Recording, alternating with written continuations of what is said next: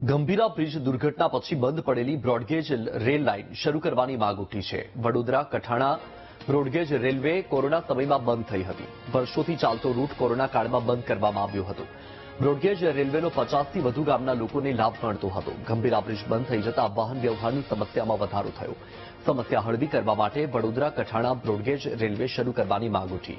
Rail પુનઃ શરૂ કરવા માટે સાંસદ મિતેશ પટેલે રેલવે મંત્રીને પત્ર લખ્યો છે।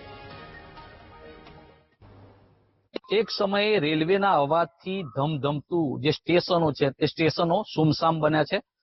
કોરોના કાળથી વડોદરાથી કઠાણાને જોડતી જે ટ્રેન હતી તે ટ્રેનને બંધ કરવામાં આવી હતી કોરોના કાળ દરમિયાન, અને ત્યારથી જ આ ટ્રેન બંધ રહી છે। આપ જોઈ શકો છો દ્રશ્યોમાં કે રેલવે વિભાગને કાંઈ કશું નવું કરવાનું નથી।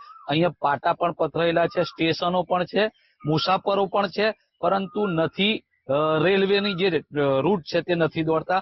મહત્વની વાત એ પણ છે કે રાજકીય ઈચ્છા શક્તિને અભાવે હાલ આ જે વડોદરાથી લઈને કઠાણા સુધીનો જે રેલ રૂટ હતો જેમાં કુલ 11 સ્ટેશનોને આવરી લેતા હતા અને 11 સ્ટેશનોના આજુબાજુના જે ગામડા છે જે કવર થતા હોય છે તેવા લગભગ 51 ગામડા આ ટ્રેન બંધ થવાને લઈને હાલ જે વ્યવસ્થા છે તે ભાંગી પડી છે। જે વાહન વ્યવહાર એટલે કે ટ્રાન્સપોર્ટેશનની જે વ્યવસ્થા છે જે ભાંગી પડી છે।